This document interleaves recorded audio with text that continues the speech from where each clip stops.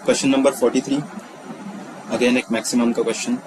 z equal to 10x plus 25y, इसे एक random function दिया है। It is subjected to the lines 0 less than equal to x less than equal to 3,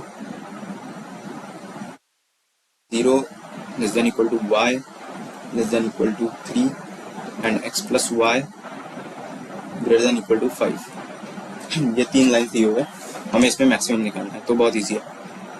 again तुम्हारे ये coordinate axis सबसे पहले plot करो। Assume the inequalities as equalities. Assume inequalities as equalities and plot them on the graph. Right? Plot them on the graph. So let's try for this line. It is x plus y equal to 5.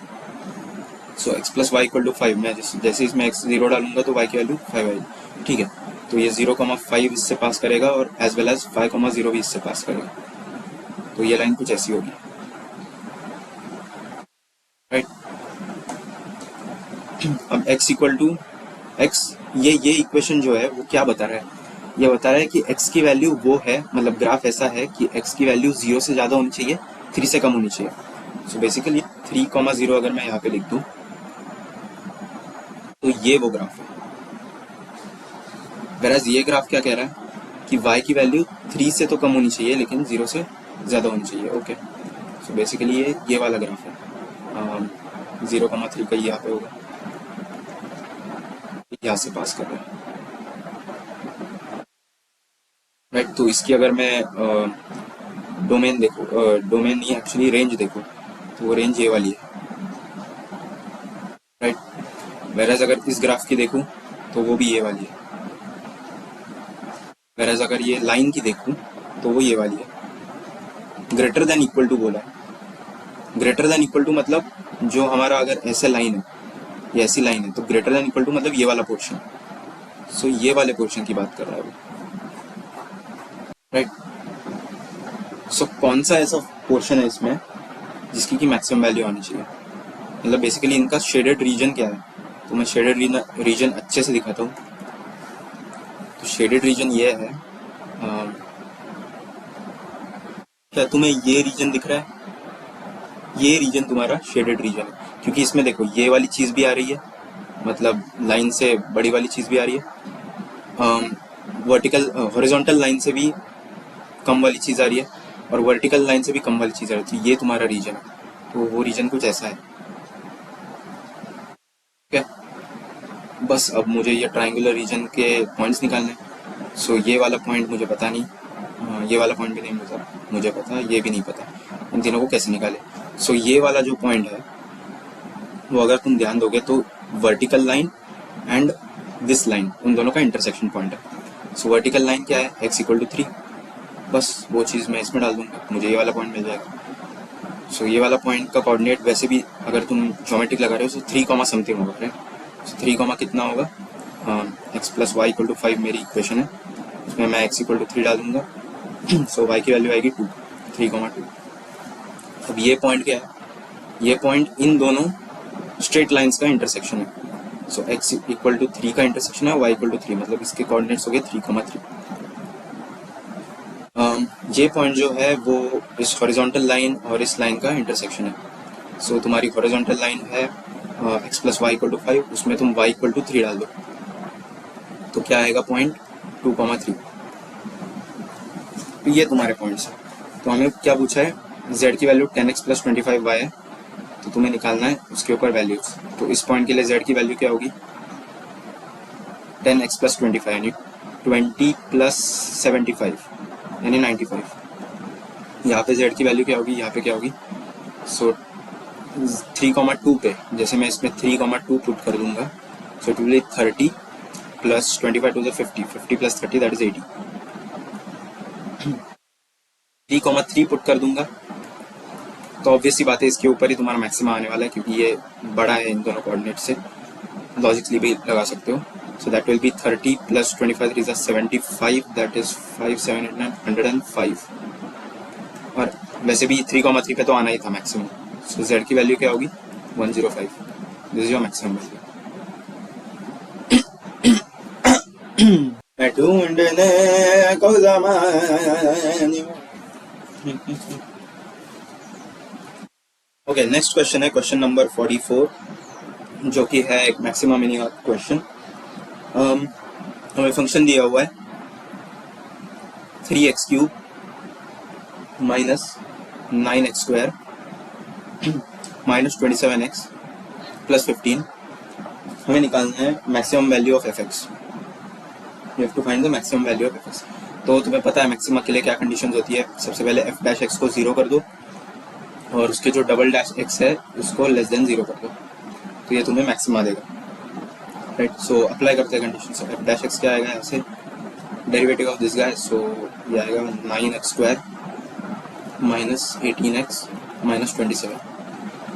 Okay, अब इसको 0 करना है, 2 points आने वाले हैं। सो इसको 0 करूँ तो क्या आएगा, x² minus 2x minus is equal to 0। So x² minus 3x plus x minus 3 equal to 0। So ऐसे x minus 3 plus 1x minus 3 is equal to 0। So ऐसे x की वैल्यू आती है 1 माइनस 1 एंड 3। अब तुम्हें डबल डैश x में put करके देखना है ये, तो डबल डैश x निकालो। So f double dash x जो होगा दैट विल बी इस फंक्शन का differentiation, that is 18x minus 18। तो इसमें तुम्हें लेस देन 0 की value x equal to -1 x equal to 3 put करना है और देखना है कि कौन सी वैल्यू लेस देन 0 लेके आ रही है। तो यहाँ से तुम दे सकते हो x इक्वल टू 3 पुट करूंगा तो ऑब्वियस सी बात है that will be greater than 0 for this, right. f double dash x will be greater than 0। So what is your answer, x equal to -1। यहाँ पे तुम्हें मिनिमा मिलने वाला है। अभी उसने मुझे मिनिमा की वैल्यू पूछी है तो मैं बस ये चीज़ को इसमें डाल दूंगा। सो मुझे fx की वैल्यू मिनिमम नहीं मैक्सिमम वो होगी -3 -9 प्लस 27 प्लस 15, राइट। तो ये 12 बना, 27 15 minus 12 that is 3, so 27 plus 3 is 30। So answer is 30, right. Next question है स्ट्रेट लाइंस का question number 45, right. The equation of the plane passing through the point this and perpendicular to the plane perpendicular to the line joining the point is this and this। okay, हमें एक plane की equation निकालनी है। हमें एक point दिया गया है 1 2 1 -1 2 1 और बोला है कि यार ये P पॉइंट जो है ये प्लेन से पास करता है, ठीक है, प्लेन से पास करता है। Perpendicular to the line joining the points this and this. So basically ये जो प्लेन है इसमें से ये P पॉइंट पास कर रहा है, वेरी गुड। इसके कोऑर्डिनेट्स -1 2 1 है और ये जो प्लेन है that is perpendicular to a line which is passing through 2 points which are also given -3 1 2 and another point 2 3 4।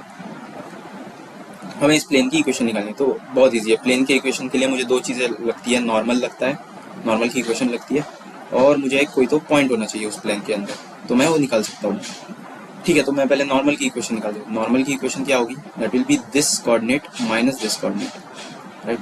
So that will B -3 -2 i cap plus 1 -3 j cap plus 2 -4, ठीक है। सो यहाँ से नॉर्मल की इक्वेशन आती है -5 i cap -2 j cap -2 k cap, right. Normal की equation मिल गई। अभी मुझे बस इक्वेशन में, तो प्लेन के फॉर्म में इक्वेशन क्या होती है, ax plus by plus cz plus d equal to 0, where a b c are your coefficients of this, right. So put करते हैं, so -5x -2y -2z plus d must be equal to 0। अभी मुझे d निकालना है तो मैं इस point को पुट कर दूंगा इस प्लेन में because it satisfies its equation. So -5 times -1 -2 times 2 -2 times 1 plus d equal to 0। So ऐसा आएगा 5 -4 -2 plus d equal to 0। So ऐसे d की वैल्यू आती है 5 -4 दैट इज 1 1 -2 -1, वहाँ पे गया तो d की वैल्यू बना गई। अब इस वैल्यू को मैं इसमें पुट करूंगा, सो मुझे इक्वेशन मिल जाएगी। सो माइनस साइन को उड़ा देता हूँ, so 5x plus 2y plus 2z minus 1 is equal to 0। इसी चीज को तुम लिख सकते हो ऐसे भी, r vector dot 5i cap plus 2j cap plus 2k cap is equal to 1, where r vector is xi cap plus yj cap plus zk cap, right? क्योंकि इसका डॉट निकालोगे तो फिर से वही चीज आने वाली है। Okay, clear? नेक्स्ट क्वेश्चन है कोनिक सेक्शन का, question number 46। If the length of the transverse axis and the lattice rectum of a parabola are 6 and 8/3 respectively, then the equation of the hyperbola is, okay, so तुम्हें length दी हुई है hyperbola की, यहाँ पे proper hyperbola के formulas आने वाले हैं। तो तुम्हें लेंथ दी हुई है हाइपरबोला की, दैट इज, एक second, length of the transverse axis. Okay, so length of the transverse axis ये तुम्हें दी हुई है 6, and length of the latus rectum वो तुम्हें दी हुई है 8/3। तो इसका formula length of transverse axis hyperbola की जो होती है वो बेसिकली ये वाली एक्सिस होती है। मैं दिखाता हूँ, ये तुम्हारा हाइपरबोला होता है, राइट? तो ये तुम्हारी ट्रांसवर्स एक्सिस होती है और ये तुम्हारी कॉन्जुगेट एक्सिस होती है। ओके, अगर तुमने इलिप्स थोड़ा बहुत पढ़ा है तो इलिप्स और हाइपरबोला अपने आप में एक कह सकते हो कि सिमिलर फॉर्मूले वाला चैप्टर है, सिमिलर फॉर्मूले वाला चैप्टर है। जो कि इलिप्स में फॉर्मूलेज यूज होते हैं लेटेस्ट रेक्टम के लिए हो सकता, या फिर ट्रांसवर्स एक्सिस के लिए हो, कॉन्जुगेट एक्सिस के लिए हो, वो सेम चीजें हाइपरबोला में यूज होती है। तो इलिप्स में एक रिलेशन होता है कि लेंथ ऑफ लेटेस्ट रेक्टम जो होता है फॉर एन इलिप्स और for an hyperbola, that is basically 2b² okay, where b is your the conjugate axis in case of hyperbola. In case of ellipse it is the vertical axis, and in case of ellipse the a is horizontal axis, or in case of hyperbola it is transverse axis. So बस वो formula डाल सकते हो। सो transverse axis तुम्हें already दिया है, that will B 2 times a is equal to 6। Latus rectum से लिख सकते हो 2b² is equal to 8/3। सो यहाँ से a और b की वैल्यू फाइंड करो। सो यहाँ से a की वैल्यू 3 आएगी और वो मैं इसमें पुट करूंगा। सो 2b² must be equal to 8/3 into a that is 3 again, so that will be 4। so b की वैल्यू 2 आती है, नेगेटिव वैल्यू लेंगे नहीं हम। तो बस यहाँ से हाइपरबोला की इक्वेशन तुम निकाल सकते हो। हाइपरबोला की इक्वेशन होती है x² minus y² is equal to 1। बस so x² 9 minus y² is equal to 1। Reciprocal LCM जो भी कहते हो इसको वो ले लो, 4x² minus 9y² is equal to 36। ये वही इक्वेशन, राइट? सो तुम्हारा आंसर क्या है? Option number B. Next question हमें दिया हुआ है इनवर्स ट्रिग्नोमेट्री का, क्वेश्चन नंबर 47। हमें दिया हुआ है tan inverse 1/3 plus tan inverse 1/5 plus tan inverse 1/7 plus tan inverse 1/8। तो ये है क्वेश्चन, हमें इसका वैल्यू निकालना है, ठीक है? अभी मैं इसमें क्या कर सकता हूँ? सो मुझे यहाँ पे tan इनवर्स a दिख रहा है और tan इनवर्स ऑफ b दिख रहा है। सो मैं इसमें एक tan inverse a plus tan inverse b नाम का एक फॉर्मूला होता है वो लगा सकता हूँ। पर अगर तुम्हें वो फॉर्मूला नहीं पता है तो भी कोई दिक्कत नहीं, हम इसको ऐसे सोच सकते हैं कि हमें let's say tan of a plus b का फॉर्मूला निकालना है। तो tan of a plus b का फॉर्मूला पता है मुझे, that is tan a plus tan b, right? इतना ही होता है ना? नहीं, और भी नीचे होता है। सो 1 minus tan a tan b, ये होता है प्रॉपर फॉर्मूला। अभी यहाँ पे मुझे हालांकि ये चीज जो है वो इनवर्स के लिए लिखनी है, मतलब tan inverse a plus tan inverse b ऐसी कुछ चीज चाहिए मुझे। तो वो मैं कैसे कर सकता हूँ? तो उसको मैं ऐसे सोच सकता हूँ, लेट्स से मेरे पास एक एंगल है, ठीक है? लेट्स से मुझे कुछ नहीं पता, मैं बस डायरेक्टली लिख रहा हूँ कि tan थीटा जो है वो कुछ x के बराबर है, इस चीज का मतलब क्या है? इस चीज का मतलब ये है कि tan इनवर्स ऑफ x जो होगा वो थीटा होगा, राइट? तो यहाँ पे जो मैंने a लिखा हुआ है ये अपने आप में क्या है? ये अपने आप में एक tan इनवर्स ऑफ समथिंग है, लेट्स से x, और ये अपने आप में क्या है? tan इनवर्स ऑफ समथिंग है, y, लेट्स से। तो बेसिकली अगर मुझे यहाँ से tan inverse x plus tan inverse y का फॉर्मूला चाहिए, मैं दोनों साइड को क्या कर दूंगा? इनवर्स कर दूंगा, क्योंकि क्योंकि tan inverse of tan of something something is basically that something something. So यहाँ से मुझे tan inverse x plus tan inverse y का अगर फॉर्मूला चाहिए, मैं दोनों साइड को इनवर्स ले लूंगा। So basically tan inverse of tan inverse x plus tan inverse y is basically tan inverse of this entire thing, right? और इससे मुझे लेफ्ट हैंड साइड पे क्या मिलने वाला है? tan inverse x plus tan inverse y, right? तो tan inverse x plus tan inverse y का फॉर्मूला मुझे यहाँ से मिल जाएगा, और वो क्या होगा? बेसिकली वो कुछ नहीं होगा, बस इन अंदर की चीजों को तुम tan a और tan b के जगह पे रख दो, तुम्हें वो आंसर मिल जाएगा, और ओवरऑल उस चीज को क्या करो? इनवर्स कर दो। बस यही मुझे एक पॉइंट कहना था, तो अभी हम डायरेक्टली वो लगा सकते हैं। सो बेसिकली इसका आंसर आने वाला है tan इनवर्स ऑफ, मैं इन दोनों चीज़ों को पहले लगा रहा हूँ, 1/3 और 1/5 को। So that will B 1/3 plus 1/5 tan a plus tan b upon 1 minus tan a tan b। Similarly for the next fraction I will write tan inverse of 1/7 1/8, so 1/7 plus 1/8 divided by 1 minus 1/7 1/8। Okay, तो बस इसको अभी फिर से tan inverse of 5 plus 3, this will be 8 divide by 15 upon, या फिर 15 minus 1, right? ये इससे मल्टीप्लाइड है, 15 minus 1 14 divide by 15 plus tan inverse 8 plus 7 is again 15 divided by 56 divided by 56 minus 1, that is 55 upon 56। तो ये कैंसिल हो गया, यहाँ से 2 4 8, 2 7 14, 5 3 15, 5 11 45। सो बेसिकली तुम्हें आंसर क्या मिल रहा है यहाँ से? tan inverse of 4/7 plus tan inverse of 3/11। अब मैं इस चीज को कैसे सॉल्व करूँ? यहाँ पे मैं फिर से वही फॉर्मूला लगा दूंगा। सो बेसिकली इस चीज का आंसर आने वाला है tan inverse of 4/7 3/11 divide by 1 minus 4/7 into 3/11,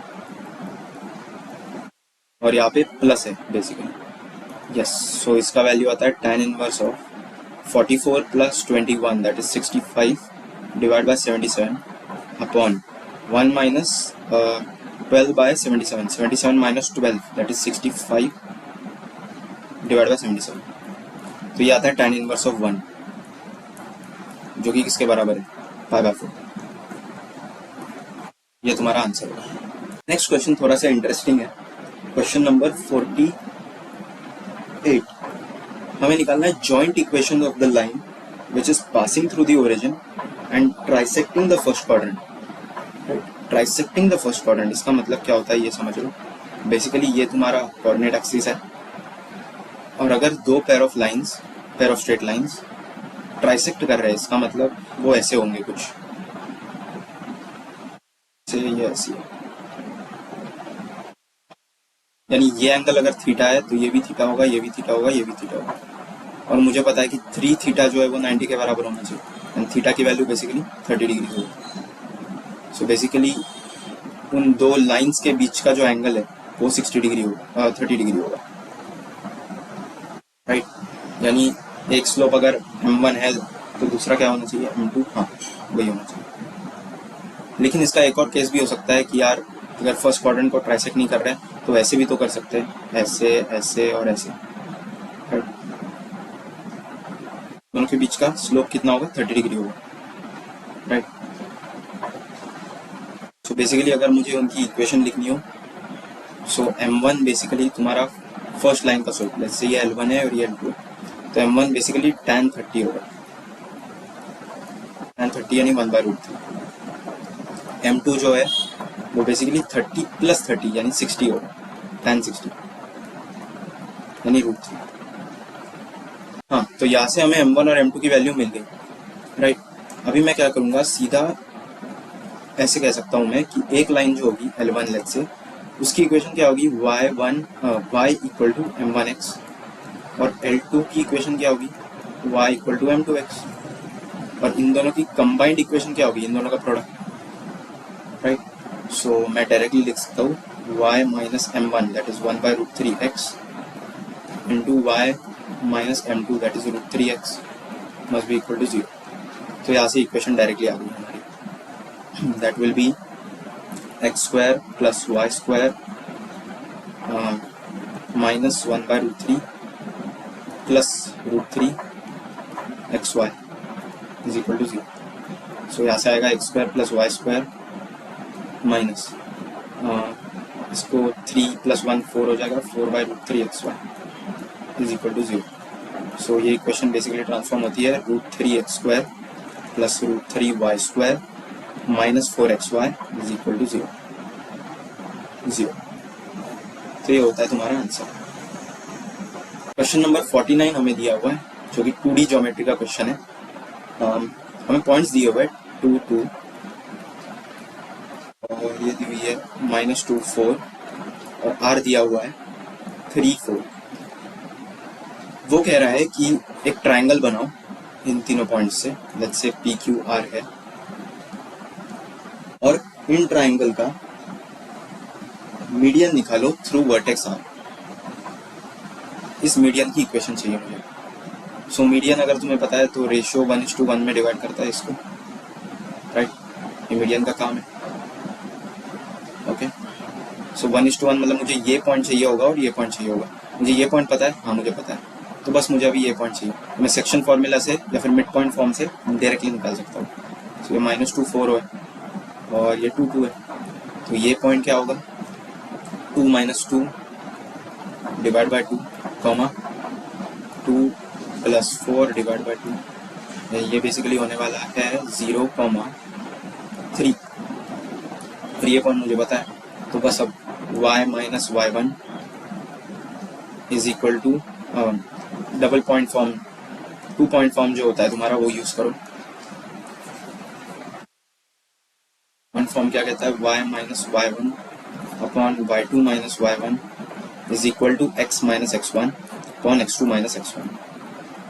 बस x1 x2 कोई भी एक पकड़ लो, y1 y2 कोई भी पकड़ लो। सो मैं y1 इसको x1 y1 पकड़ रहा हूँ और इसको x2 y। सो आंसर आ रहा है y minus y1 divide by y2 minus y1 that is 3 - 4 is equal to x minus x1 upon x2 minus x1 that is 0 - 3। सो यहाँ से आंसर आएगा y माइनस 4 अपॉन, यहाँ पे -1 है और वहाँ पे -3 है, तो उन दोनों का माइनस हटा दिया, so x minus 3 implies this will be 3y minus 12 equal to x minus 3। so अगर मैं स्टैंडर्ड फॉर्म में लिखूँ so x minus 3y plus 9 equal to 0। ये तुम्हारा आंसर होगा, ओके। लास्ट क्वेश्चन जो हमारा है मैथमेटिक्स सेक्शन के लिए, क्वेश्चन नंबर 50। हमें दिया हुआ है कि x जो है वो है square root of a sine inverse t और y जो है वो है square root of a cos inverse t raise to power cos inverse t। हमें पूछा है dy बाई dx क्या है, ठीक है। तो इसको तुम स्टैंडर्ड वे से भी कर सकते हो, बिल्कुल कर सकते हो, लेकिन आई वुड सजेस्ट कि तुम इसमें थोड़ा सा लॉजिक लगाओ। तो यहाँ से x² की वैल्यू क्या आ गई, a sine inverse t।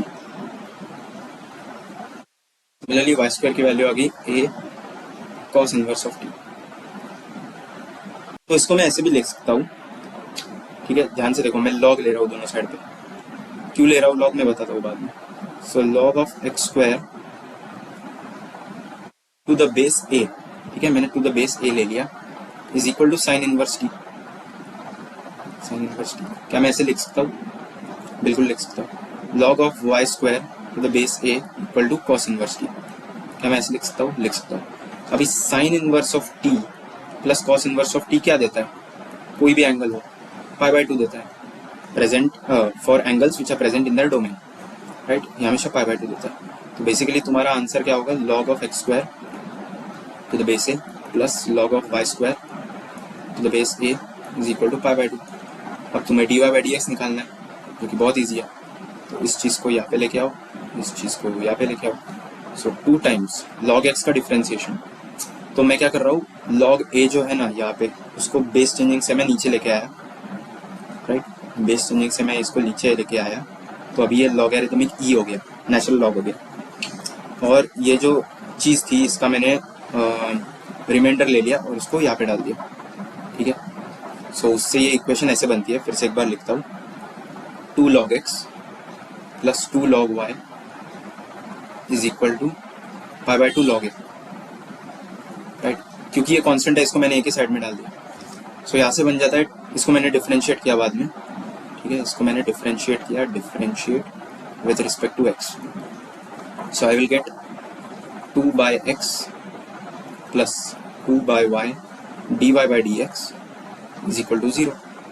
2 cancel हो गया। सो यहाँ से dy बाई dx की वैल्यू क्या आ गई, -1 by x into by minus 1 by x।